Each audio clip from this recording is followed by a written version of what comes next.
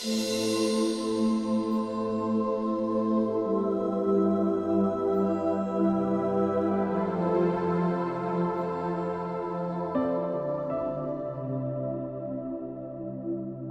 story of the Feast of the Immaculate Conception.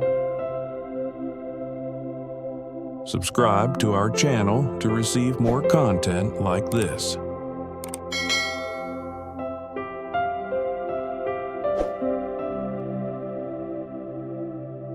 Today, we're going to explore a story that has echoed through centuries of faith and tradition. The story behind the Feast of the Immaculate Conception. Now, despite what many people think, this feast is not about the conception of Jesus. Instead, it celebrates something earlier, something remarkable and unique, the conception of Mary, the mother of Jesus. This is a story about grace, hope, and the way God prepares people for extraordinary things.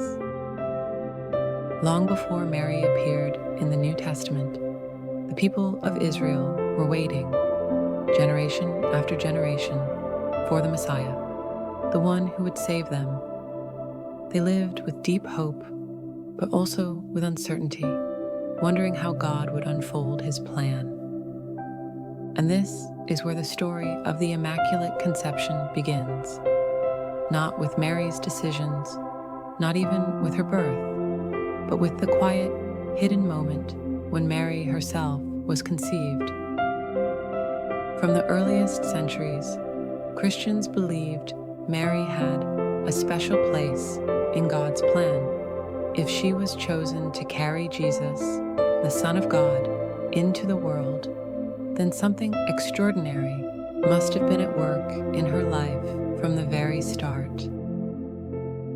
This belief grew over time, guided by scripture and prayerful reflection.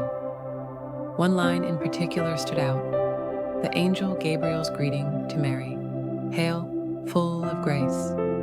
Those three words echoed through Christian thought. If Mary was full of grace, believers reasoned, perhaps that grace began at the very beginning of her life. Christians came to understand that from the first moment of her existence, Mary was preserved from original sin. This didn't mean she didn't need God's help. Quite the opposite.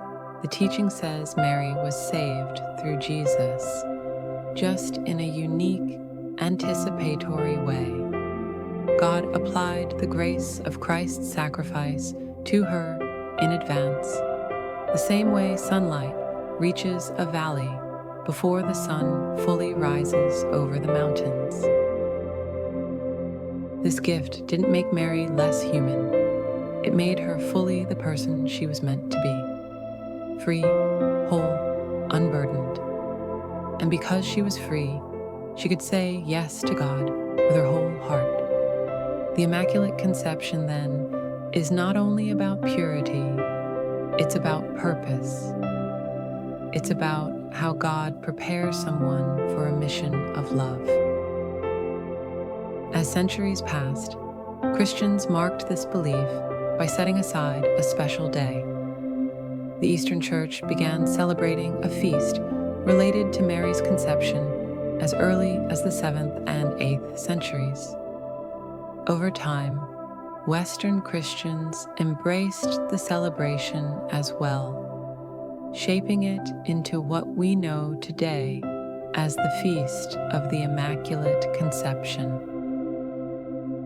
At its heart, the story focuses not on grand events, but on a quiet young woman from a humble town, Nazareth. We often picture Mary in paintings, serene and glowing, but she lived a real, simple life.